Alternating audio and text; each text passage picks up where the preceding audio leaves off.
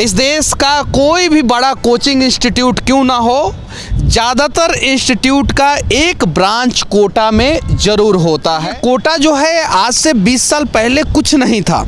जरा सोचिए, ये कोटा शहर 20 साल में बन गया है। इस प्रकार का शहर इस देश के हर एक राज्य में कम से कम एक होना चाहिए और खासकर बिहार में तो होना ही होना चाहिए। यहाँ पे एक एक कोचिंग इंस्टीट्यूट का 100 बिल्डिंग है। मैं नाम नहीं रखना चाहता हूँ। कोचिंग इंस्टीट्यूट के बाद यहाँ पे सबसे ज़्यादा हॉस्टल दिखता है, हॉस्टल के बाद सबसे ज़्यादा होटल दिखता है और होटल के बाद सबसे ज़्यादा हॉस्पिटल दिखता है। इस कोटा शहर से आज के समय में सबसे ज़्यादा अगर किसी को सीखने की ज़रूरत है तो बिहार के नेताओं को, जो जातिवाद नामक जहर में खुद तो डूबे हुए हैं, बिहार को भी डुबाने का प्रयास कर रहे हैं।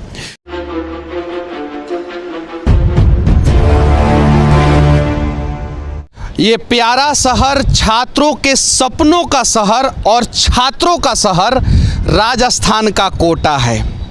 यहाँ पे असंख्य कोचिंग क्लासेस है, लेकिन इस शहर को बनाया किसने है?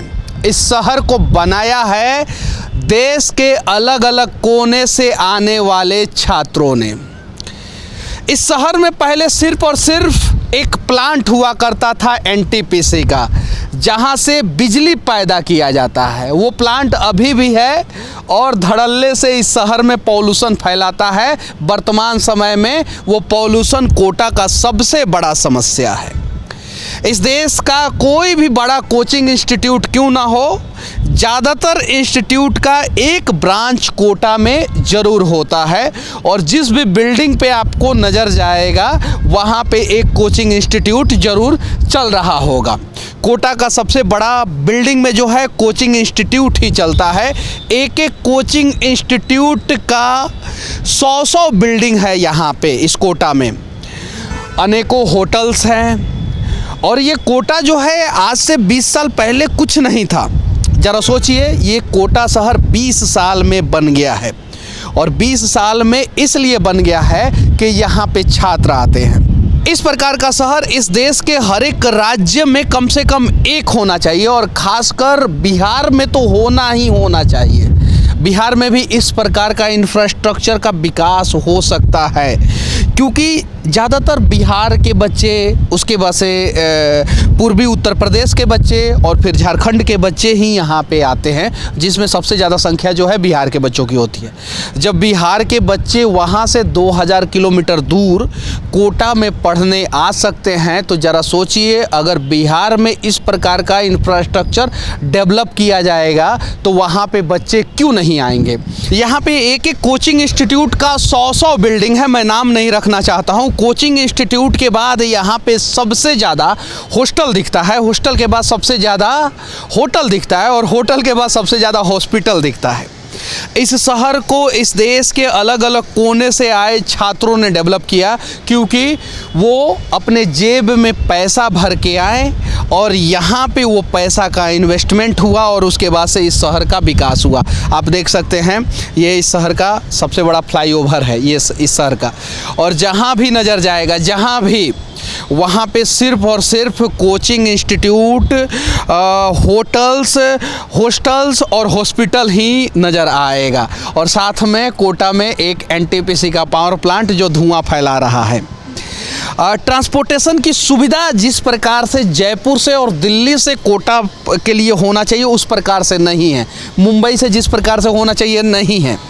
ट्रेन की भी सुविधा उतनी नहीं है जितनी होनी चाहिए, जिस हिसाब से यहाँ पे छात्र हैं। साथ में ये शहर जो है बहुत डेवलप हो गया, बहुत ज़्यादा डेवलप हो गया ये शहर, लेकिन बार बार सत्ता परिवर्तन हो जाना सबसे बड़ा कारण है कि यहाँ पे एयरपोर्ट नहीं बन पाया है। कोटा शहर के अंदर एक पुराना एयरपोर्ट है और कोटा शहर के बाहर जो है एक एयरपोर्ट के लिए ज़मीन लिया जा चुका है, लेकिन सत्ता परिवर्तन 5 साल में हो जाता है और इस वजह से जो है यहाँ पे एयरपोर्ट जो है अभी अधर में लटका हुआ है। हालांकि आज ही के दिन लोकसभा स्पीकर ओम बिरला यहाँ पे आए हुए हैं।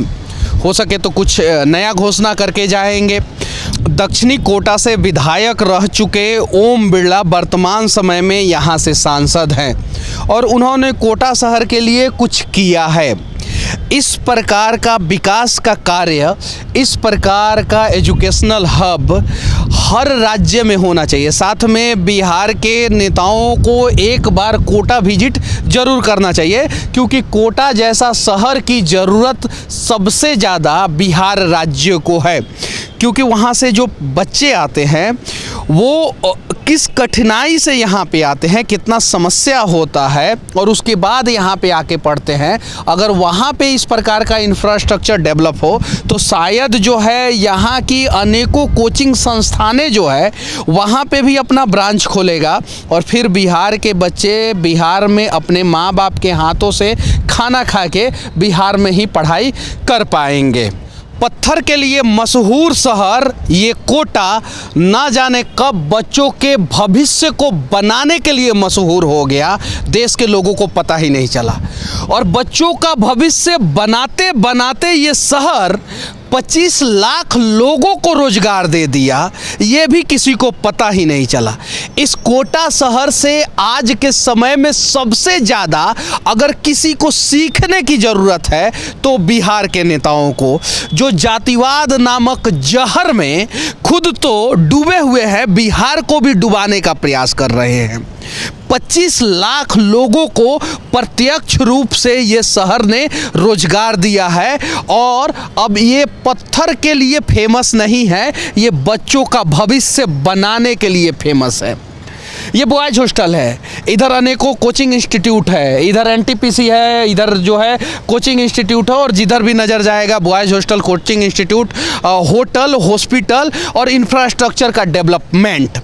तो एक बार बिहार के सभी नेता यहाँ पे आएँ और यहाँ से सीखें, और हो सके तो एक इस प्रकार का शहर अगर बिहार में बन जाता है तो शायद जो है 25 लाख लोगों को रोजगार के साथ साथ बिहार के बच्चों को बिहार में ही शिक्षा मुहैया कराया जा सकता है। बाकी कोटा के बारे में आप लोग क्या जानते हैं? कोटा का विकास किस प्रकार से हुआ? कोटा जैसा शहर जो है, नॉलेज पार्क जो है, एजुकेशनल हब जो है, इस देश के दूसरे राज्यों में बनना चाहिए कि नहीं बनना चाहिए, और अगर बनेगा तो वो किस प्रकार से बनेगा, कमेंट करके जरूर बताना।